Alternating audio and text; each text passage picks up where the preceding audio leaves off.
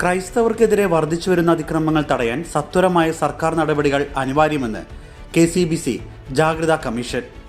രാജ്യത്തിന്റെ പല ഭാഗത്തും ക്രൈസ്തവർക്കെതിരെയുള്ള അതിക്രമങ്ങൾ വർദ്ധിച്ചു വരികയാണെന്ന് ദേശീയ മാധ്യമ റിപ്പോർട്ടുകൾ സൂചിപ്പിക്കുന്നു.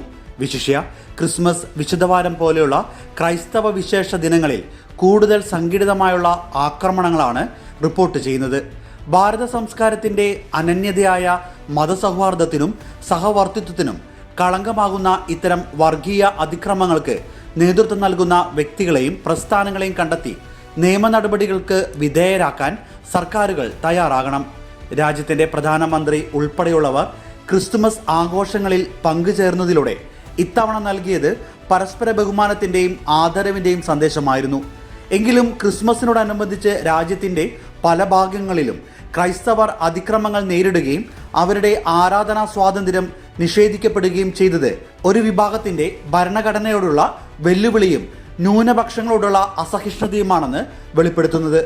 നിരവധി അതിക്രമങ്ങൾ തുടർച്ചയായി റിപ്പോർട്ട് ചെയ്യപ്പെടുന്ന ഈ സാഹചര്യത്തിൽ വർഗീയ ധ്രുവീകരണത്തിന്റെ എല്ലാ നീക്കങ്ങളെയും പരസ്യമായി തള്ളിപ്പറയാനും നിയമം അനുശാസിക്കുന്ന നടപടികൾ കുറ്റവാളികൾക്കെതിരെ വിട്ടുവീഴ്ചയില്ലാതെ സ്വീകരിക്കാനും കേന്ദ്ര സംസ്ഥാന സർക്കാരുകൾ തയ്യാറാകണമെന്ന് KCBC ജാഗ്രതാ കമ്മീഷൻ പ്രസ്താവനയിലൂടെ അറിയിച്ചു.